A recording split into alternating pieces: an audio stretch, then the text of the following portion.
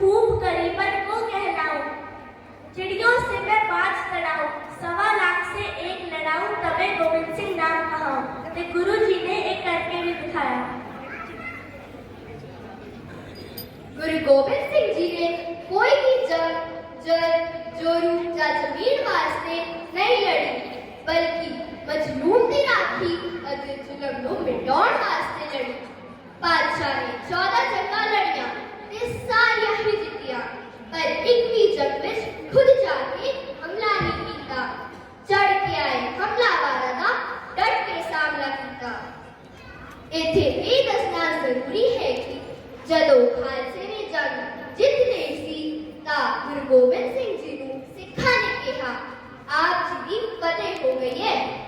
ਤਾਂ ਗੁਰੂ ਗੋਬਿੰਦ ਸਿੰਘ ਜੀ ਨੇ ਕਿਹਾ, ਫਤਿਹ ਦਾ ਖਾਲਸੇ ਦੀ ਹੋਈ ਹੈ।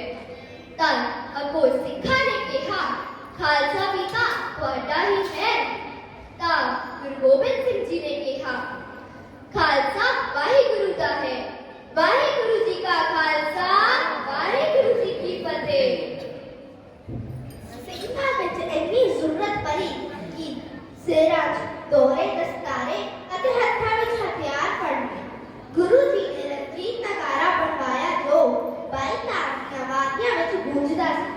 ਗੁਰੂ ਜੀ ਨੇ ਅੰਮ੍ਰਿਤ ਦੀ ਦਾਤ ਦੇ ਕੇ ਸਿੰਘਾਂ ਵਿੱਚ ਨਵੀਂ ਹੀ ਰੂਹ ਫੂਕ ਦਿੱਤੀ। ਔਰੰਗਜ਼ੇਬ ਦੇ ਅਖਬਾਰ ਨਵੀਸ ਨੇ ਔਰੰਗਜ਼ੇਬ ਨੂੰ ਲਿਖਿਆ कि आनंदपुर विच तां हजारां ही गुरु गोबिंद सिंह पैदा हो गए हैं।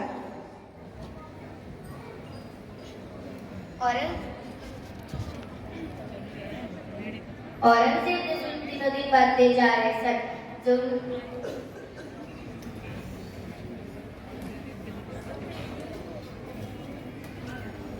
औरंगजेब के जुल्म दिनों दिन बढ़ते ही जा रहे सन।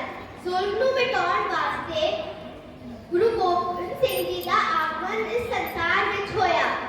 गुरु जी विचित्र नाटक विच लिखते हैं, यही काज तराहम जन्मन, समझ लेहु साधु सब मनमन, धर्म चलावन संत उमारन, दुष्ट को मूल उपारन। गुरु गोबिंद सिंह जी इस संसार को धर्म के राह ते चलाउण लई अते गरीबां ते मजलूमां दी राखी करन लई गुरु जी ने इस धरती ते अवतार धारिया। इन्ना शहीदियां नूं पाग लगे तां एक सिख अपने आप नूं सवा अलग समझण लग पिया। कहावत है, अंग्रेज़ां दे राज विच एक निहंग सिंह शास्त्र वस्त्र पहनकर घोड़े ते सवार होके जा रहा सी। तभी अंग्रेज ने हैरान होके पूछा, तुसी कौन? मैं फौज। केड़ी फौज? मैं अकाल पुरख दी फौज। केड़ा राजा? कौन राजा? मैं इस धरती का राजा।